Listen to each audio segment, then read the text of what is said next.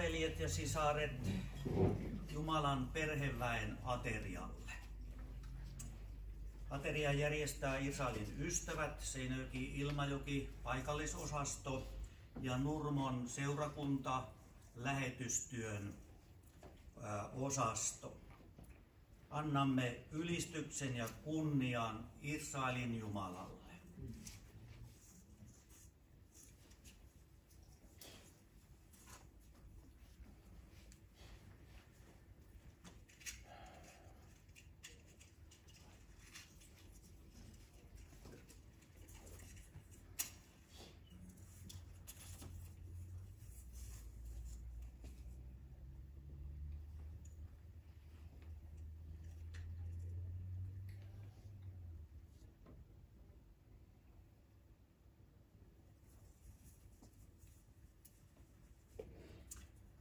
Siunattu ole sinä, Jahve Elohim, maailmankaikkeuden kuningas, ihmisen poika, Sabatin Herra.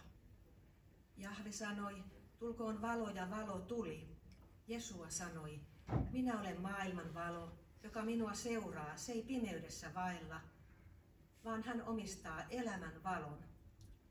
Te olette maailman valo, loistakoon teidän valonne ihmisten edessä, että he näkisivät teidän hyvät tekonne ja ylistäisivät teidän Isäänne, joka on taivaassa.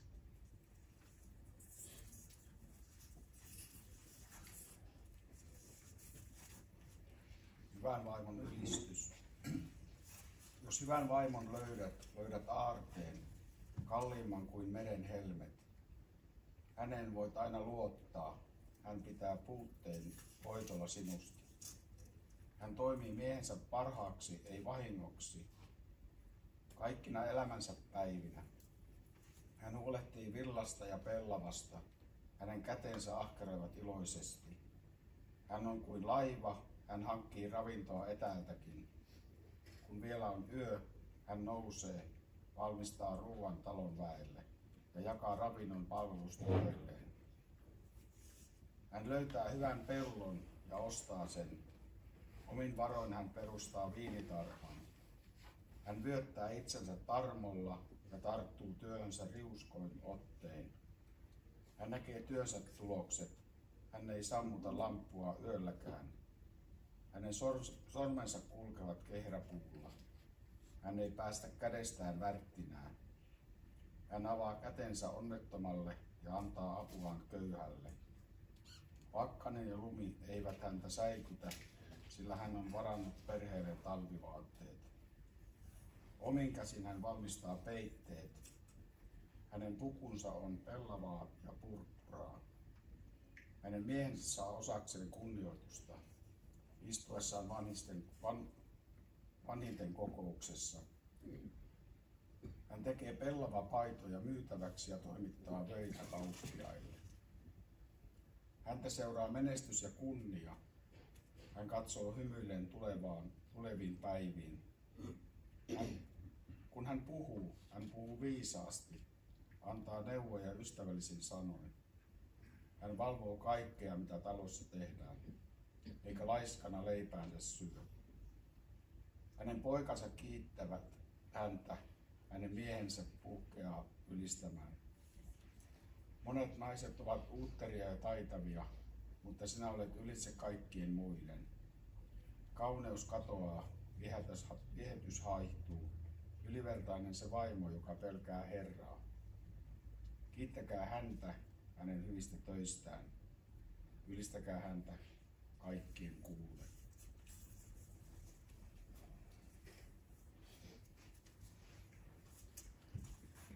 Pojat, Jumala suokoon, että olet niin kuin Efraim ja Manasse, uskollinen Jesuan opetuslapsi.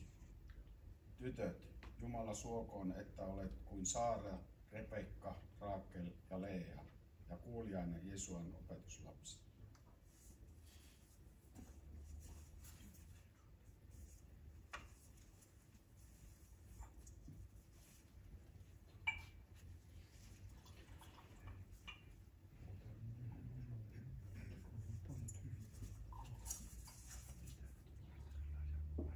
Ylistetty olkoon Jahve Elohim, iankaikkinen kuningas, joka annat viiniköynnöksen tuottaa hedelmää. Jessua on totinen viinipuu.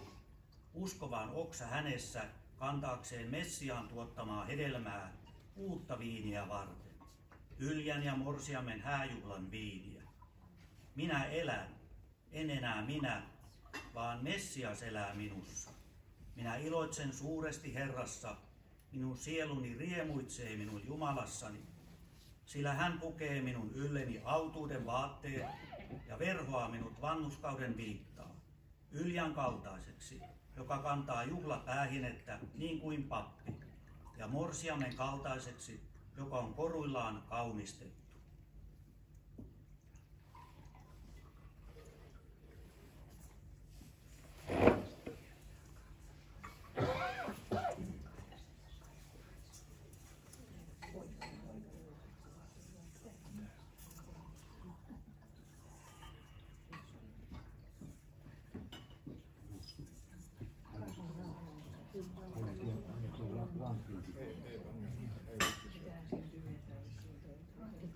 Ylistetty olet sinä Israelin Jumala, ikuinen kuningas, meidän Herramme, joka olet saanut maan tuottamaan leipää. Hankkikaa sitä ruokaa, joka pysyy hamaan iankaikkiseen elämään, jonka ihmisen poika on teille antanut. Jessua on elämän leipä, joka menee hänen luokseen, ei koskaan halua mitään muuta. Kuka syö tätä leipää, hän elää iankaikkisesti. Tämä leipä on Jumalan sana.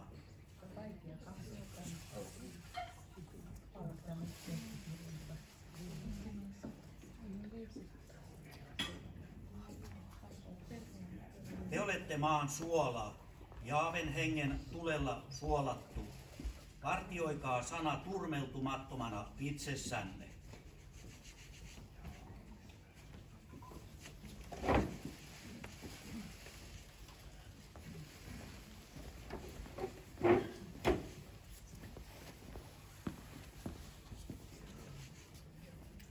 Rukoillaan.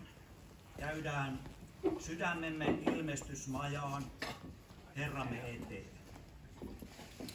Ylistetty olkoon Appa Isä Jessuan nimessä.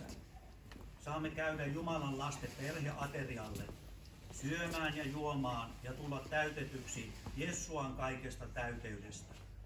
Ylistämme Israelin Jumalaa siitä hyvästä maasta, jonka hän meistä muokkaa hedelmää kantamaan. Armon voimassa muistamme noudattaa hänen käskyjään, oikeuksiaan ja säädöksiään. Näin rakennumme pyhäksi temppeliksi Herrassa, kulmakivenä itse Kristus Jeesus. Aamen. Sulle Jerusalem, soi laulu sulle Jerusalem, ja lehulippu sinivalkoinen. Shalom, shalom, Jerusalem, shalom, shalom, ja rauha sulle Jerusalem. Rauha sulle Jerusalem, nyt rauha sulle Jerusalem, nyt rauha sulle Jerusalem, Messias Shalom, shalom, Jerusalem, shalom.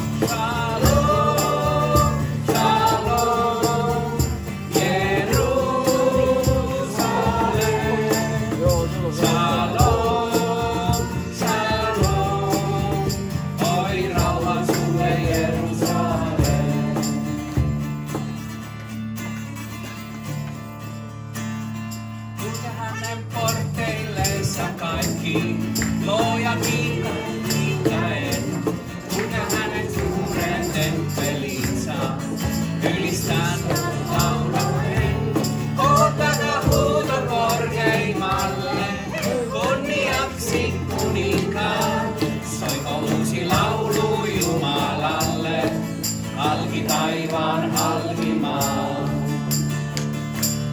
Virittäkää soinut tooteruun, torvet soikoon pauhaten.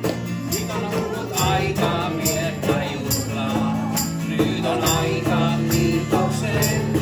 Kohottakaa huuto korkeimmalle, kunniaksi kuninkaan. Soiko uusi laulu Jumalalle, alki taivaan halkimaa. Saamme käydä juhlan kulkuessa, jossa riemun laulut soi. Kaikki kansat karkeloi, kohottakaa huuto korkeimmalle, kunniaksi kuninkaan.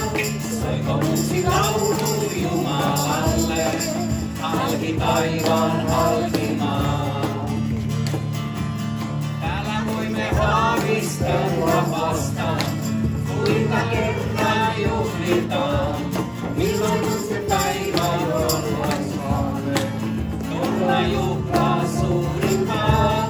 Kohottakaa huuto korkeimmalle, kunniaksi kuninkaan. Soiko uusi laulu Jumalalle, halki taivaan halkimaa. Kohottakaa huuto korkeimmalle, kunniaksi kuninkaan. Soiko uusi laulu Jumalalle, halki taivaan halkimaa.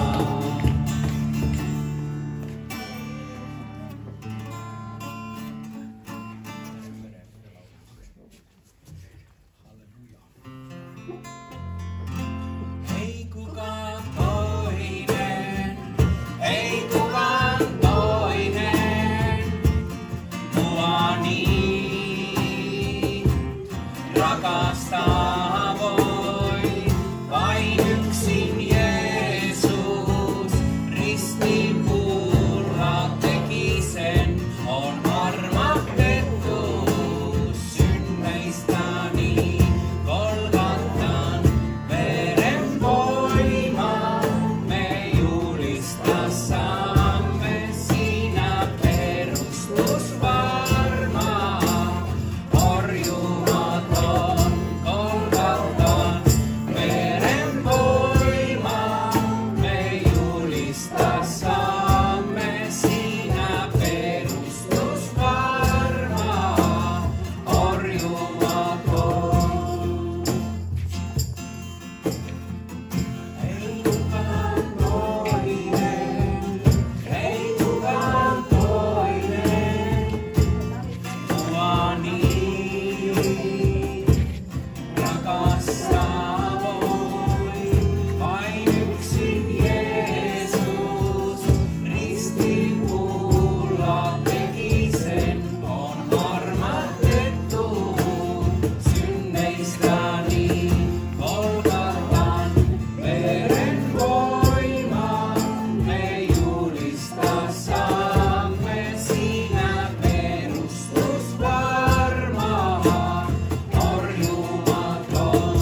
Golgatan veren voima me julistassamme, siinä perustus varmaa, horjumaton.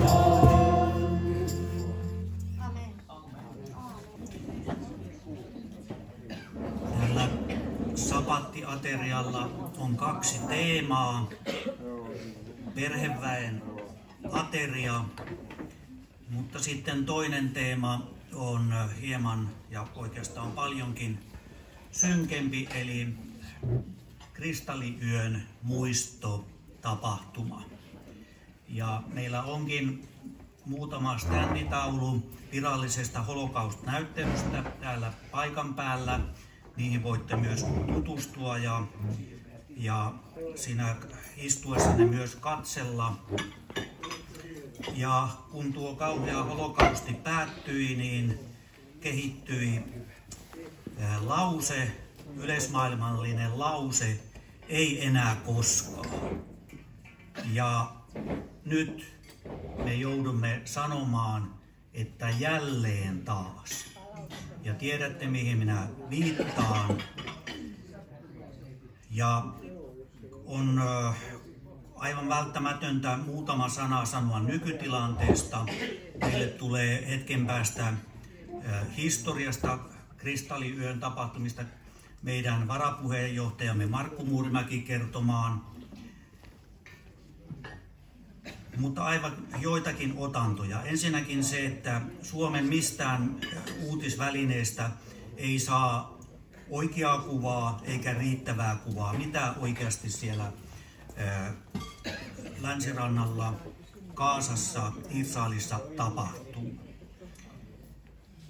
Ja sen sanon teille varoituksena vuosikymmeniä Israelin tapahtumia seuranneena. Yle on täysin pro-Palestiina, täysin antisionistinen uutistoimitus. Olkaa Ylen kanssa erittäin varovaisia. Ja jos ette hanki tietoa mistään muualta, niin hylätkää Yle, koska teille väkistenkin kehittyy väärät asenteet. Sen voin sanoa jopa psykiatrin asiantuntemuksella. Tiedättekö näitä asioita, että Israelin pääministeri sanoo, että he käyvät tällä hetkellä toista itsenäisyyssotaa? Kuvastaa tilanteen vakavuutta. Tiedättekö, että varmuudella Israel pystyy todistamaan, että Palestiinan terroristit on Gazan alueelle rakentaneet yli 1000 kilometriä tunneleita. 500 kilometriä niistä on nyt paljastettu, mutta niitä on näin paljon.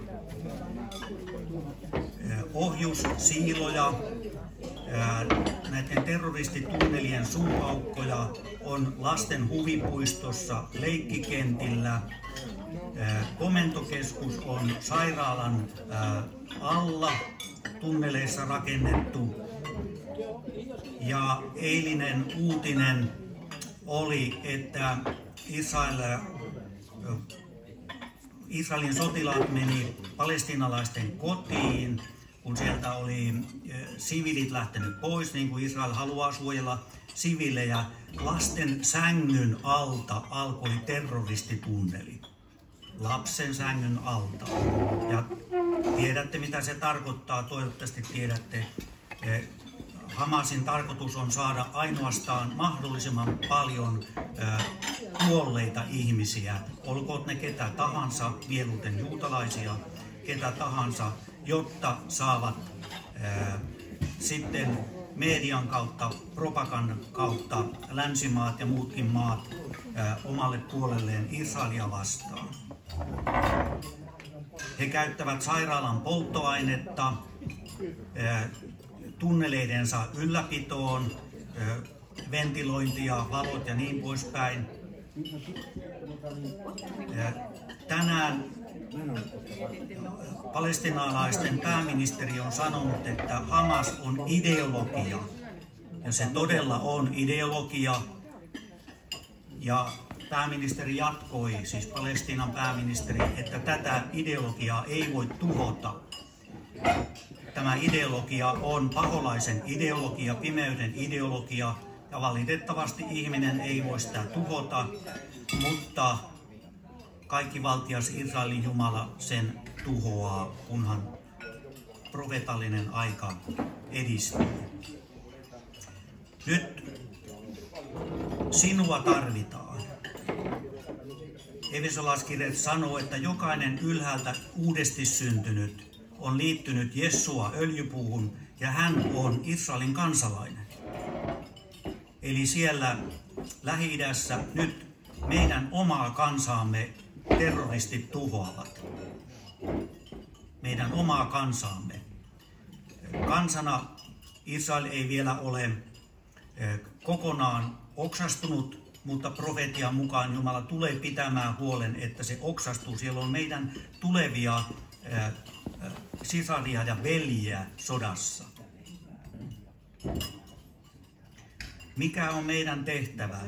Tehdä kaikki, mitä meillä on mahdollisuutta tehdä, mutta miten me voimme lisätä voimaa tähän tekemiseen siten, että annamme Jeesus Messiaan täyttää meidät hengessään kaikella Kristuksen täyteydellä. Se johtaa siihen, että Jeesuksen todistus alkaa näkyä meissä enemmän ja voimakkaammin. Ja se saa Juudan kansan kateelliseksi ja kääntyy Messiaansa Jeshua HaMasiian puoleen. Tämä on meidän tehtävä. Esirukouksen ja kaiken muun palvelutyön ja avustamisen myötä ja kerätä meidät Efraimin messiaaniset yhteen tehtävää varten. Nyt minä häiritteisin meidän varapuheenjohtajaa kesken ruokailun jatkamaan kristalliyön tapahtumista ja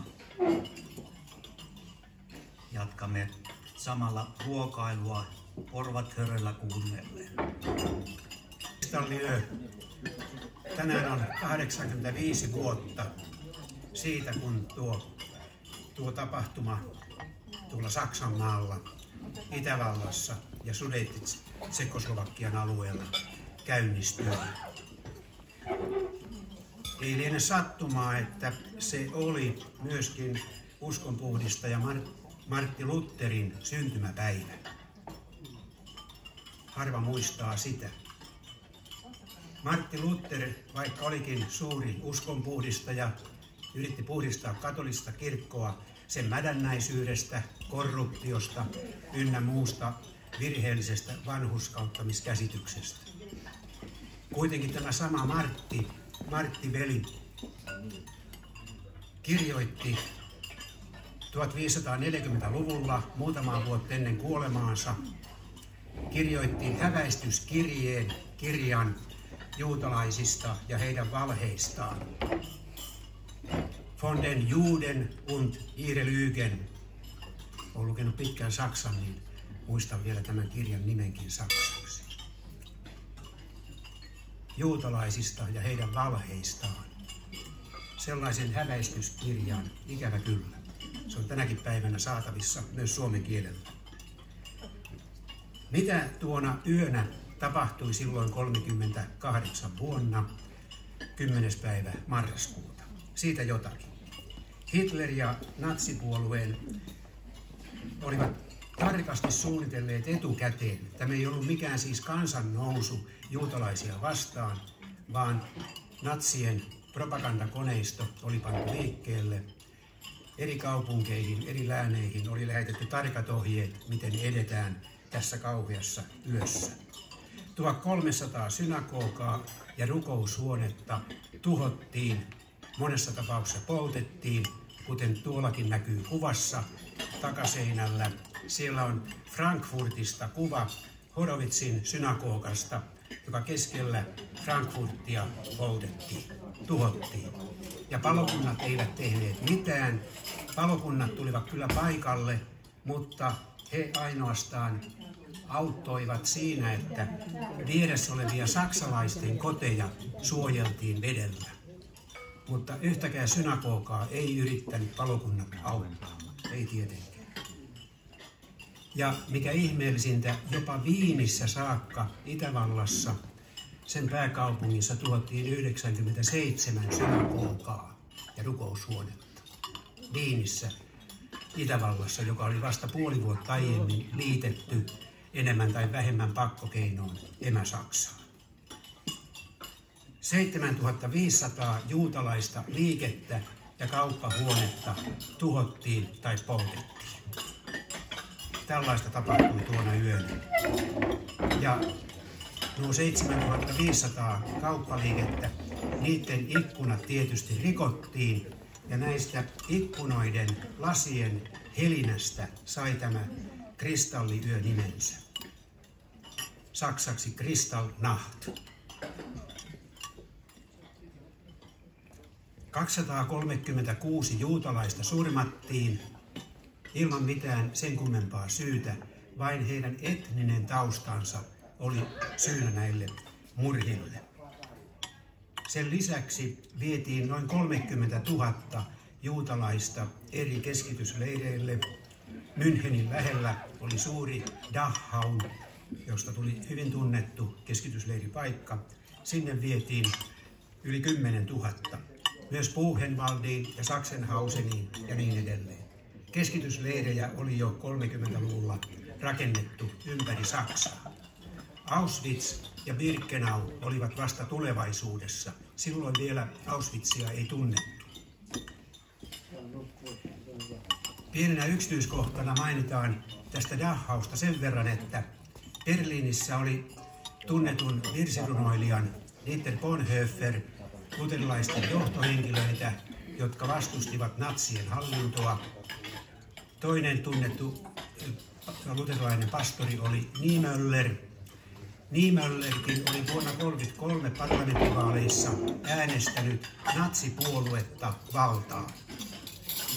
Niemöller kuitenkin 30-luvun puolivälissä huomasi natsien kauhean rotuideologian. Hän rupesi vastustamaan natseja ja niinpä hänkin löysi itsensä tuolta Dachaun keskitysleiriltä. No, hänen kävi sodan aikana vähän paremmin kuin Bonhoefferin. Bonhoeffer tapettiin vain muutama viikko ennen sodan päättymistä. Niemöller selvisi hengissä. Tuona yönä myös juutalaisten useimpia hautausmaita häväistiin karkealla ja rumilla tavoilla. Ja tähän kristalliyön tapahtumiin 77 eri Saksan, Itävallan ja Sudeetti-Tsekkoslovakian alueen kaupunkia sekaantui eri tavoin. 77 kaupunkia.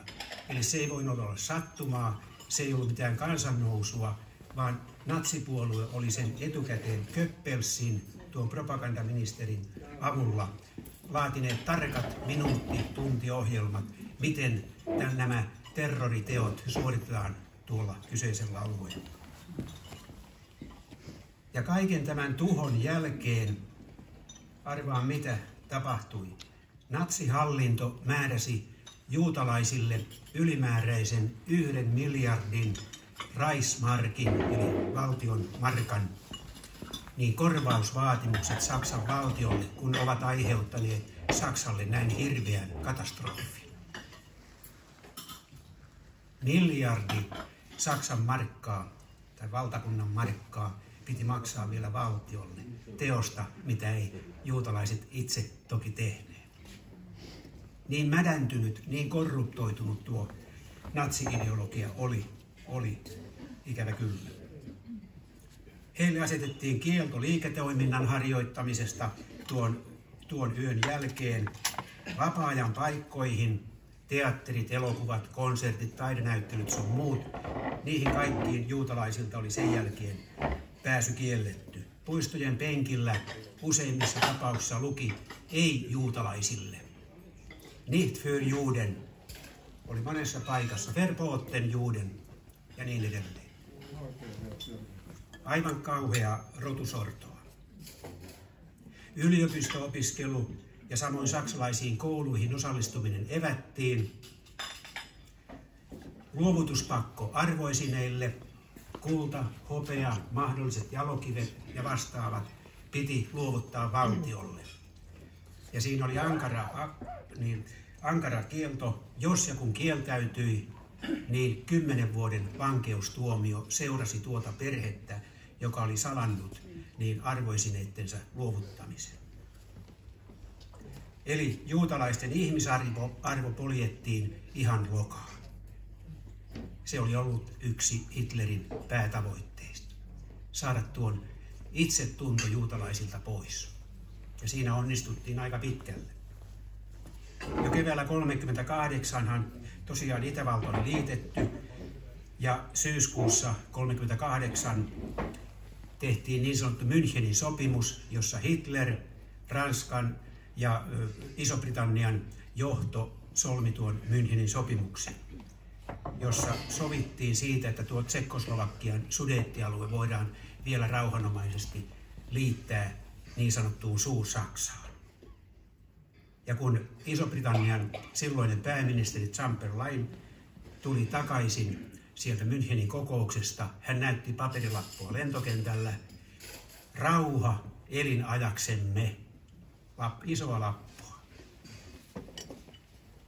Ja siitä ei mennyt montaa kuukautta, kun toinen maailmansota syttyi. Eli Chamberlainia ja Ranskan johtoa Hitler pystyi naruttamaan mennen tullen. Saatat kysyä, miten tähän kristalliyön tapahtumiin oikein tultiin?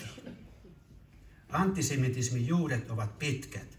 Jo Faarao 1500-luvulla ennen Kristusta asetti hebrealaisen kansan orjatyöhön rakentamaan kaupunkeja, tiiliä ja niin edelleen. Faarao, siis jo silloin Mooseksen aikoihin ja ennen sitä.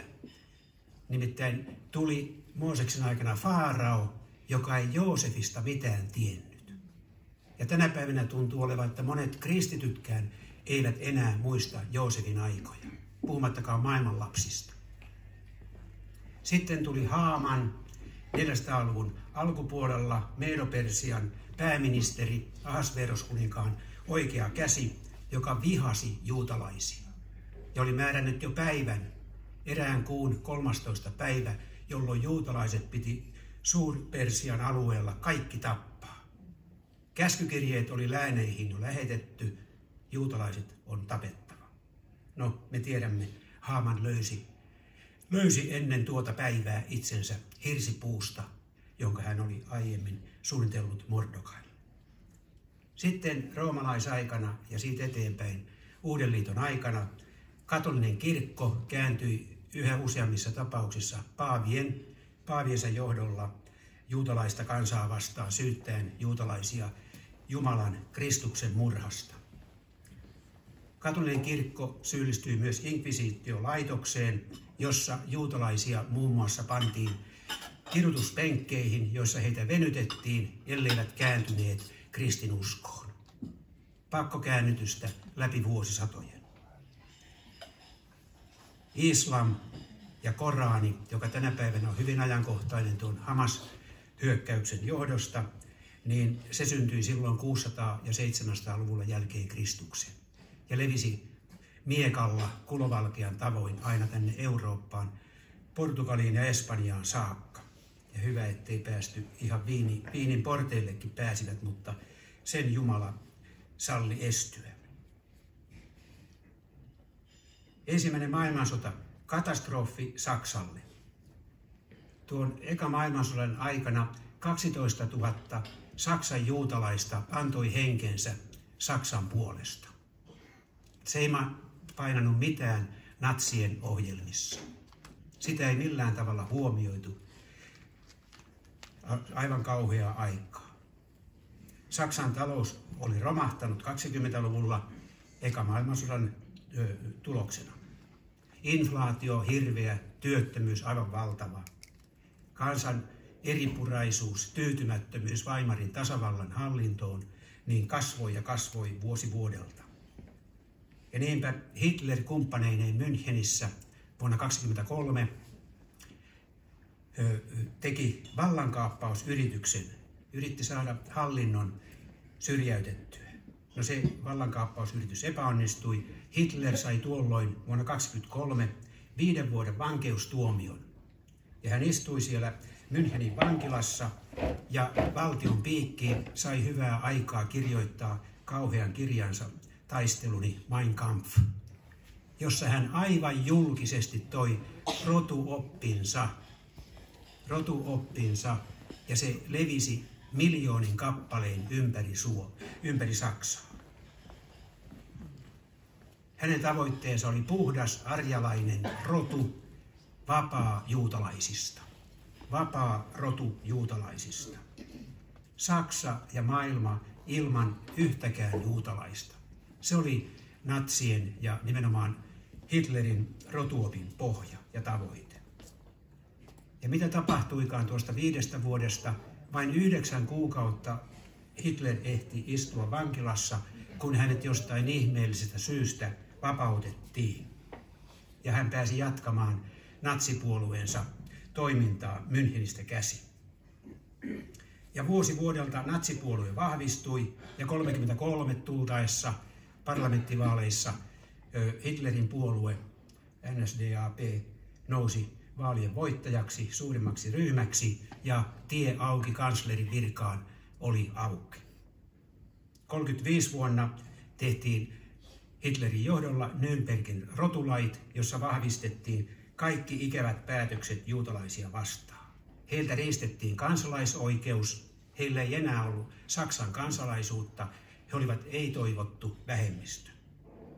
Media alistettiin puolueen käyttöön, oppositio murskattiin väkivallalla. Ja näin toimittuaan Hitler, natsipuolue ja nimenomaan propagandapäällikkö ministeri Goebbels olivat aivopesseet vuosien ajan Saksan kansaa vihaamaan juutalaista kansaa. Ja tämä kaikki vaikutti siihen, että niin moni Saksassa, olivat sitten protestantteja tai katolilaisia taustaltaan, niin olivat liian pitkään liian hiljaa. Ja sen vuoksi pääsi tapahtumaan tämä kristalliyön kauheudet kaikessa suuruudessaan ja ikävyydessään. Mikä tämän kaiken takana on? Tämä on ollut vielä aika lailla inhimillistä ja maallista ja ulkoista tarkastelua, mitä olen sinulle jakanut. Kaiken takana on kuitenkin saatana, perkele, eli sielun vihollinen, joka haluaa pitää maailman lapsia syleilyssään, haluaa tuhota heidät, viedä kadotukseen, jonne sielunvihollinen tietää olevansa matkalla. Ja hän tietää, että hänen, tai sillä, hän sanoo, siitä ei pitäisi edes käyttää. Se on menossa kadotukseen ja se haluaa paljon matkakumppaneita. Ja siinä tavoitteessa sielunvihollinen ikävä kyllä on onnistunut kovin hyvin. Ja erityisesti Israel-lähtöisistä uutisista saa tietää, kuinka pitkin Eurooppaa, Yhdysvaltoja, Pohjois-Amerikkaa antisemitismi on voimakkaasti lisääntynyt aivan julkisuuteen asti, sitä ei enää peitellä. Eli meitä tarvitaan. Palataan tähän sapatin teemaan. Mahdatko oikein tietää, mikä se sapatti on Raamatun mukaan? Keräsin Raamatun antamaa ymmärrystä ja luen suoraan paperista, jotta ei niin kovin kauan mene. Ja Pesora on jo tuolla terävänä tulossa kentälle. Antakaa nyt mun ensin lopettaa ennen kuin tuutte. Israelin Jumala Jaave määräsi ihmiselle oikein fyysisen esimerkin kuvaamaan hänen olemuksensa luonnetta. Fyysinen, jotta me tyhmät ihmiset saisimme nahoissamme fysikaalisesti tuntea hänen tahtonsa. Tämä esimerkki on sapatti. Jumalan kalenterissa 7. päivä. Numero 7 kuvaa Jumalan olemuksen täydellisyyttä. Sapatti, ei lepopäivä. Kuten Suomen Raamatun käännökset sanovat, sapatti on paljon syvempää kuin pelkkä lepo. Sapattiin kyllä kuuluu työstä pidättyminen sen merkkinä, että sapatti on jotain ilmaista, ei tarvitse läkähdyksissä pusertaa saadakseen jotain, vaan ilmaista, kuten Israelin eksoduksessa 6. päivänä sai kerätä mannaa 2-kertaisen määrän. Sitten sapattina oli vaivaton ateria, kun toisen antama ilmainen ateria oli syötävänä. Jahven antama ateria. 4. käsky. Muista pyhittää sapatti, ei lepopäivä. 6. päivänä Jumala loi universumin, 7. päivänä hän sapatoi, ei levännyt. Todistaa Raamattu, että Jumala tekee työtä jatkuvasti. Sapat verbinä tarkoittaa laittaa loppu jollekin, tuhota. Jesua on sapatin Herra. Sapattina Jeesuksen murhattu ruumis makasi haudassa. Olemalla uhri koko ihmiskunnan puolesta, Jesua laittoi lopun pahan vallalle. Samalla hän antoi ihmiselle sapatin mannan, oman ruumiinsa. Ilmaiseksi, ilman ihmisen omaa työtä. 2 Mooseksen kirja 31 sanoo, pitäkööt israelilaiset sapatin niin, että he viettävät sapattia sukupolvesta sukupolveen ikuisena liittona. Liittona. Ikuinen, koska Jessuan sovitustyö on ikuinen. Sapatti on liiton merkki. Efesolaiskirje 2 sanoo, uskovalla on Israelin kansalaisoikeus.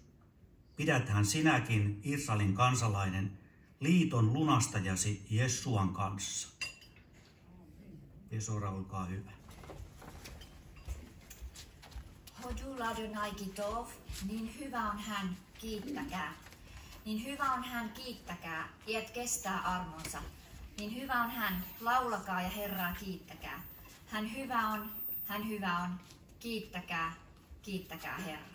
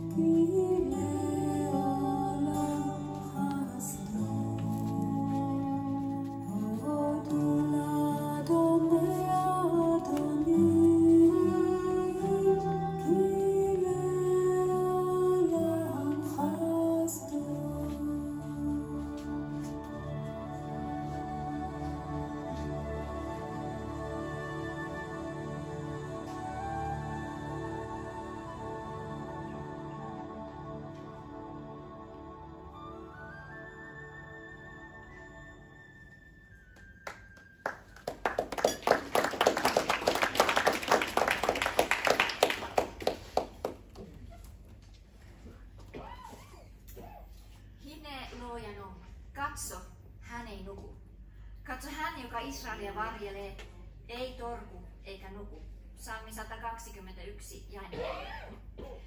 Minä nostan silmäni vuoria kohti. Mistä tulee minulle apu? Apu minulle tulee Herralta, joka on tehnyt taivaan ja maan. Hän ei salli sinun jalkasi horjua, sinun varjelijasi ei torku. Katso, hän, joka Israeli varjelee, ei torku eikä nuku. Psalmi 121, 1-4.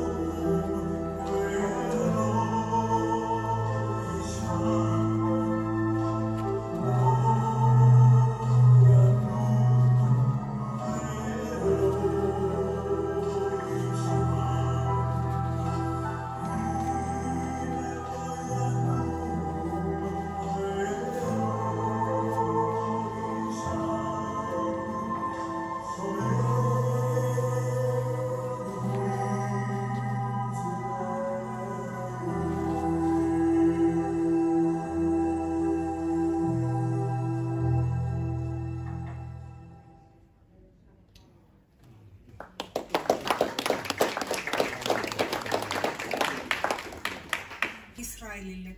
Psalmi 128, 5-6. Ja toisena meillä on Hinema Tov, niin kaunista on veljesten asua sovinnossa. Oi kuinka hyvää, suloista se on.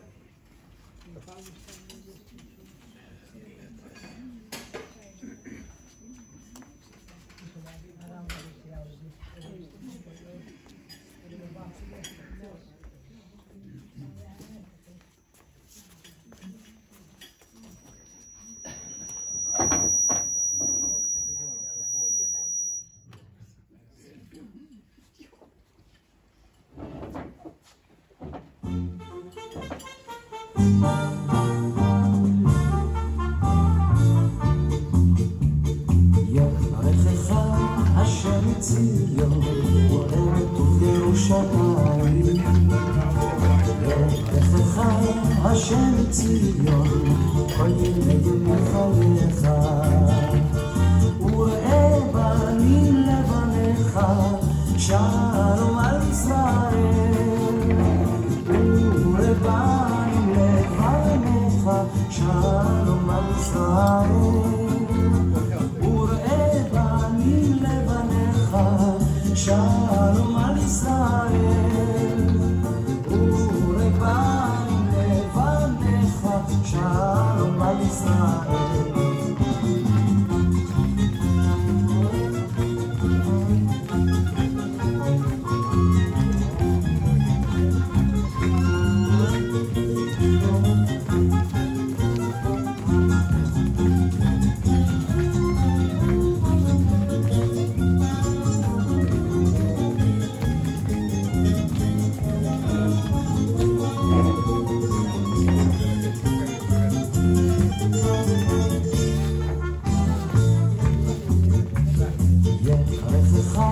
השם ציון פועל ירושלים, יברכך השם ציון כל ימי חייך, וראה בנים לבניך שלום על ישראל, וראה בנים לבניך שלום על ישראל,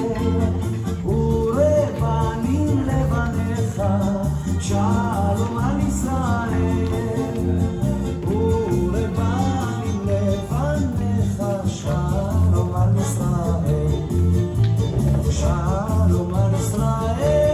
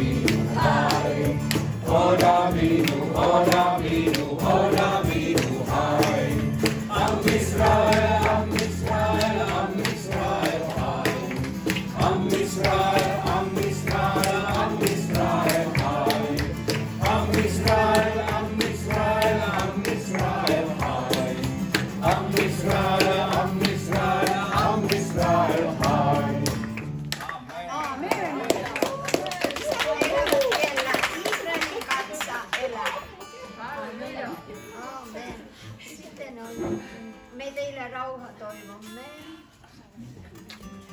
Ja se oli... Mitä se numero oli? 134. 134, joo.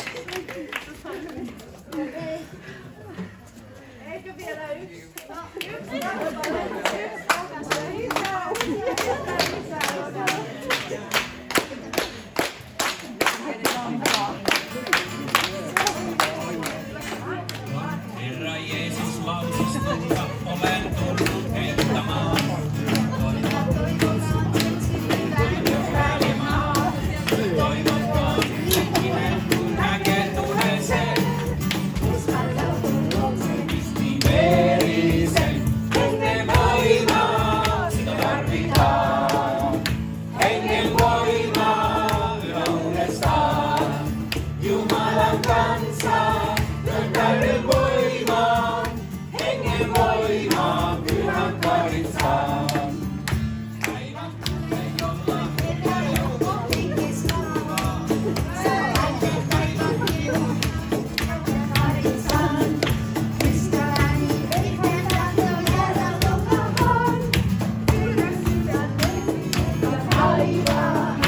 Hengen voimaa, sitä tarvitaan.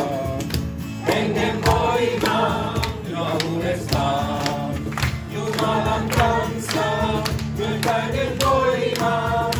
Hengen voimaa, pyhän karitsaan. Hengen voimaa, sitä tarvitaan. Hengen voimaa, yhä uudestaan. Jumalan kansa, lyön täyden voimaa. Hengen voimaa, pyhän karitsaan.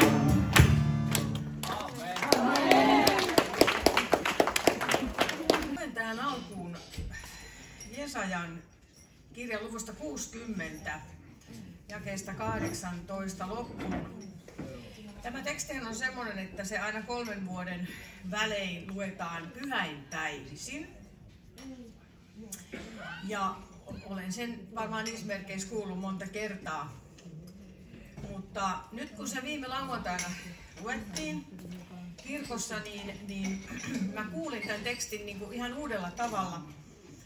Juuri sen takia, mitä runsas kuukausi sitten Israelissa tapahtui tai alkoi tämä hirvittävä sota. Niin ehkä ajattelette tekin se siltä kantilta tai ainakin mahdollista. Aikaisemmin olen ajatellut, että tämä kuvaa taivasta. Ja niin voidaan kyllä toki ajatella nytkin. Mutta tämän luvun otsikkonahan on Sionin ihanuus. Ja ilmeisesti tämä kuvaa 1000-vuotista valtakuntaa. Ja kun tätä kuuntelette, niin emme todellakaan siellä vielä elä. Ja varsinkin ajatellen sitä Israelin tilannetta. Mutta tulevana aikana ei kuulu enää väkivaltaa sinun maassasi. Ei tuhoa, ei turmiota sinun rajaisi sisällä. Ja sinä kutsut pelastuksen muuriksesi ja kiitoksen portiksesi. Ei ole enää aurinko sinun valonasi päivällä, eikä valaise sinua kuun kumotus, vaan Herra on sinun iankaikkinen valkeutesi ja sinun Jumalasi sinun kirkkautesi. Ei sinun aurinkosi enää laske, eikä sinun kuusi vajene, sillä Herra on sinun iankaikkinen valkeutesi ja päättyneet ovat sinun murheesi päivät. Sinun kansassasi ovat kaikki vanhurskaita, he saavat periä maan iankaikkisesti. He, minun istutukseni vesa, minun kätteni teko, minun kirkkauteni ilmoitukseksi. Pienimmästä kasvaa heimo, vähäisimmästä väkevä kansa. Minä, Herra, sen aikanansa nopeasti täytän.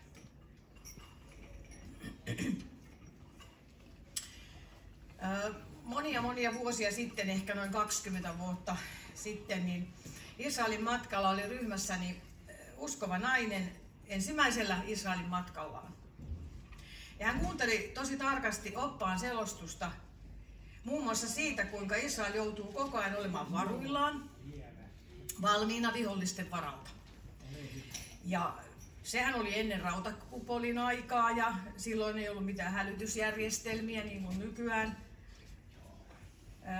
Pohjoisessa Golanilla siellä tutkat ilmoittivat, jos Israelia kohti oli tulossa joku ohjus tai raketti, lähinnä kai Syyriasta päin sitä pelättiin.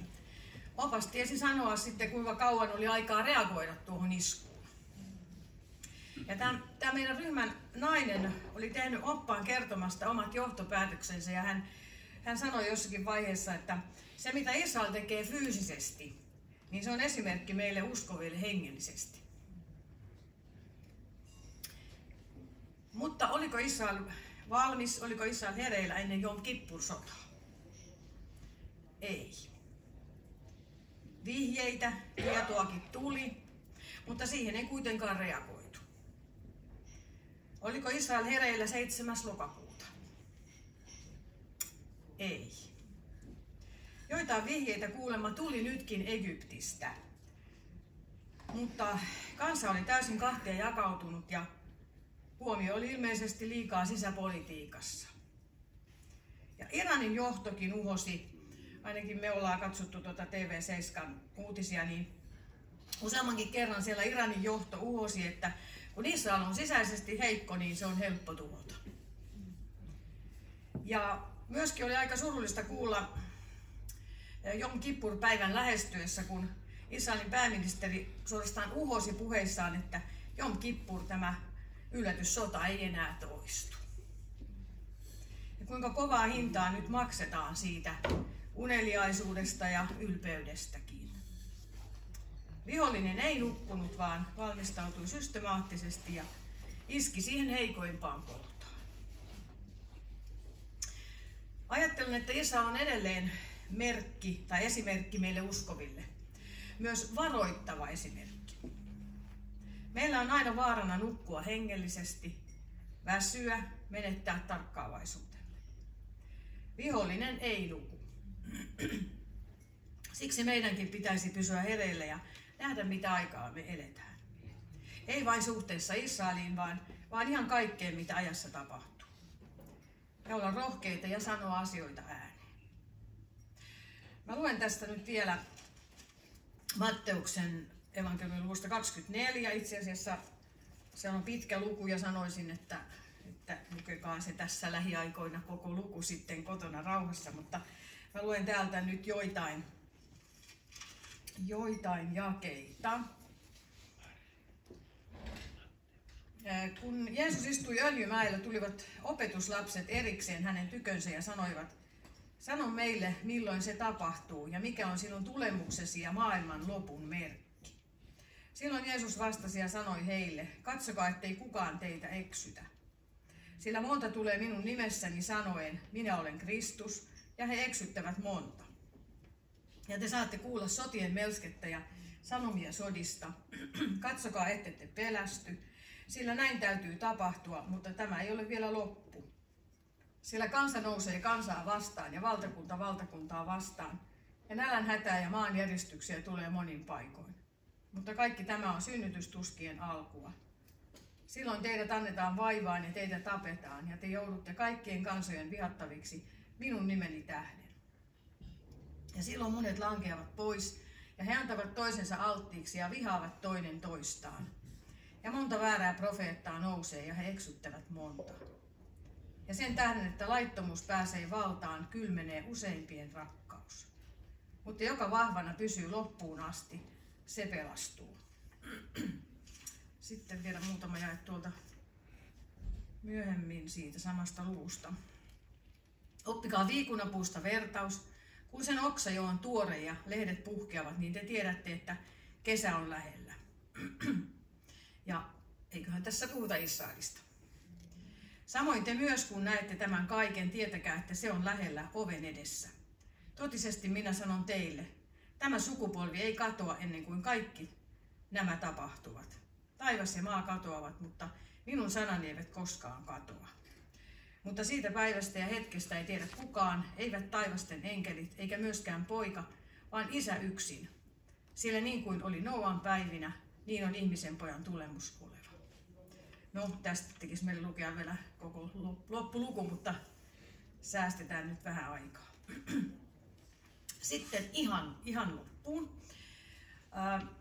Kollegani tuolta Kuopiosta, niin hän oli löytänyt, kun me lauletaan nimittäin tämä hatikva tässä vielä tänään lopuksi, niin oli löytänyt tämän hatikvaan siis aika monta sellaista säkeistöä, mitä ei ole tuossa Israelin ystävien kirjassa, eikä en tiedä onko oikein missään, mutta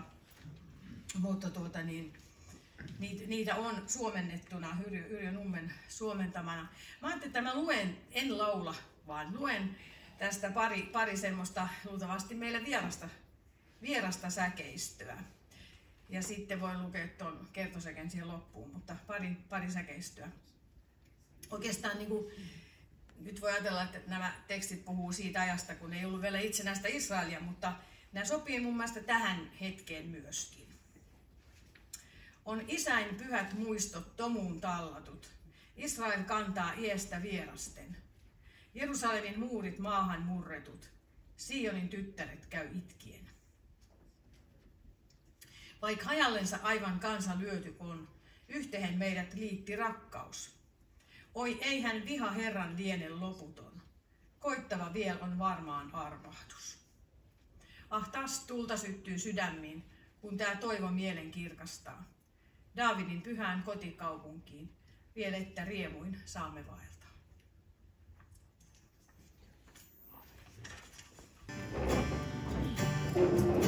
Tämä on Elia päivä, sana Herran julistetaan.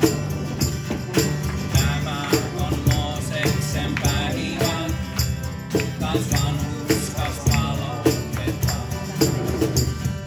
Monet on koen emutukset, nälkä ja pimeyttä. Ove huutava ääni perämaassa, valmista Herralle tee.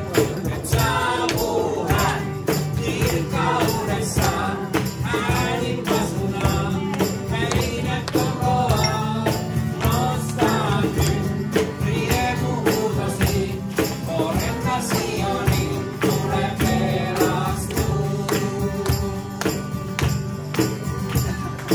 Tämä Esekielin päivä, taas huoletut elämän saa. Ja tämä on Taavetin päivä, taas temppeli rakennetaan. Elun korjuan kohta, hellat maailman valkenevaa. Viinitarhoilla isämme työtä teemme, Herraa julistellen. Nyt saapuu hän kirkkaudessaan, äänin pasunaan meidät kokoaa. Nostaa nyt riemuhuutosi, korjata Sioniin, tule pelastus. Nyt saapuu hän kirkkaudessaan, äänin pasunaan meidät kokoaa. Nostaa nyt riemuhuutosi, halleluja. Tule pelastus. Saapuu hän kirkkaudessaan, äänin pasunaan meidät kokoaa. Nostaa nyt riemuhuutosi, korjata Sioniin, tule pelastus.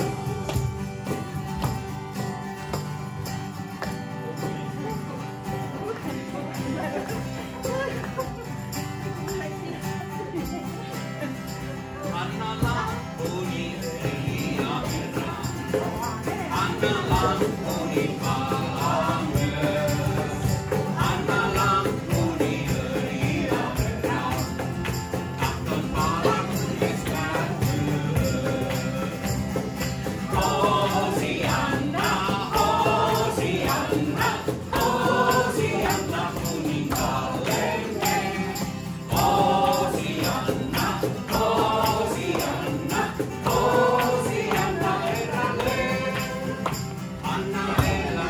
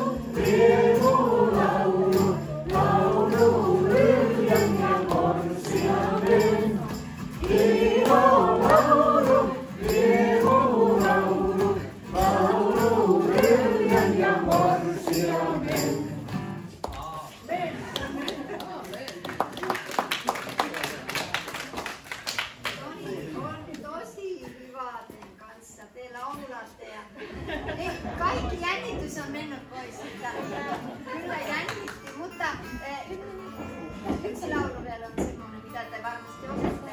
Rauhan ruhtinas.